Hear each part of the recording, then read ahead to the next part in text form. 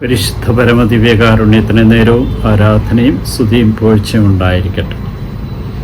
മറ്റാരിലും രക്ഷയില്ല, നിങ്ങൾ തൂക്കിക്കൊന്ന ക്രിസ്തുവിലാണ് രക്ഷയെന്ന സംശയലേശം എന്നെ പത്രോസ് യഹൂദ പ്രമാണികളെ അറിയിക്കും. അവൻ്റെ നാമത്തിലാണ് ഈ മുടന്തനെ ഞങ്ങൾ സൗഖ്യപ്പെടുത്തിയത്. കർത്താവിൽ നിന്നാണ് സൗഖ്യം വരുന്നത്. അവൻ്റെ നാമത്തിലാണ് സൗഖ്യം. അവൻ്റെ നാമത്തിലാണ് തിന്മകളെല്ലാം ഒഴിഞ്ഞു പോകുന്നത്. ദൈവത്തിൻ്റെ കൃപയും അനുഗ്രഹവും നഷ്ടപ്പെടുത്താതെ ജീവിക്കുവാൻ തക്കവിധം ദൈവ അനുഗ്രഹത്താൽ നിറയുവാൻ ഇന്നേ ദിനം നമുക്ക് തന്ന അവസരങ്ങൾക്ക് നന്ദി പറയാം.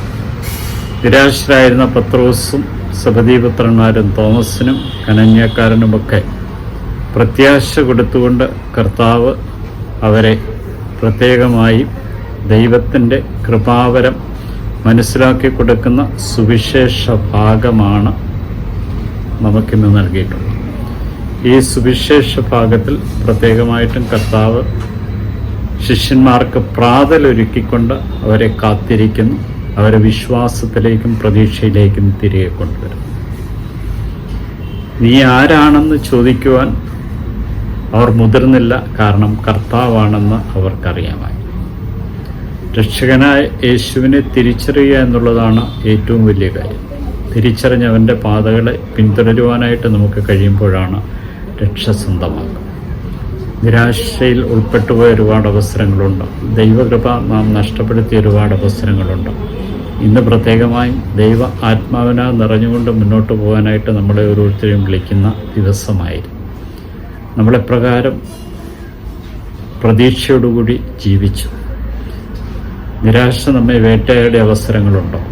അതെല്ലാം ഈശോയ്ക്ക് സമർപ്പിക്കാം.